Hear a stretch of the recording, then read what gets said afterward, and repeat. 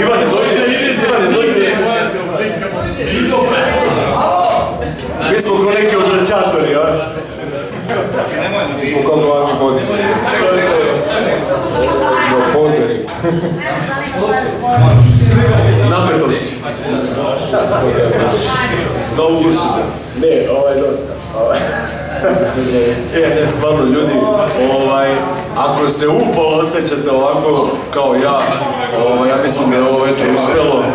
Očekujemo vas na nekoj sljedećoj večeri, evo, Ivan, da se I da znate da prisustujemo istorijskim događajima, ovo su prvi pravoslavni muzički rock and roll festivali ikad u Srbiji.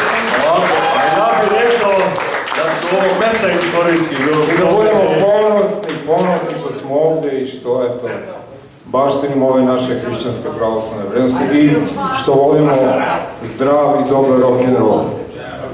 I tražimo istinu. Energiju pozitivnu. Bez kompromisa. Bez kompromisa.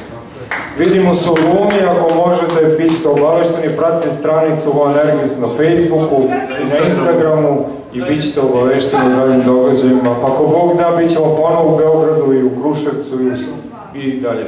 Ja bih zamolio sad ovdje sve koji su ostali i izdržali do kraja, da se svi fotografišemo. Znači, vi stanete tu ispred, mi ćemo stati svi koji smo nastupali ovdje, da imamo te neke zajedničke fotografije. Snimaš još ovo? Nemoj da gasiš. Pa šta se, čekaj, da. Ajmo fotografije. Čekaj. Stvarno ti imamo torta.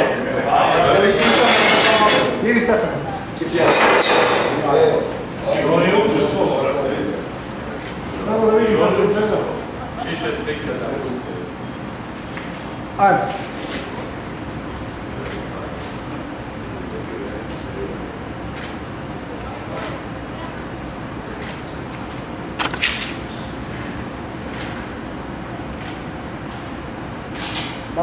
To! Hvala!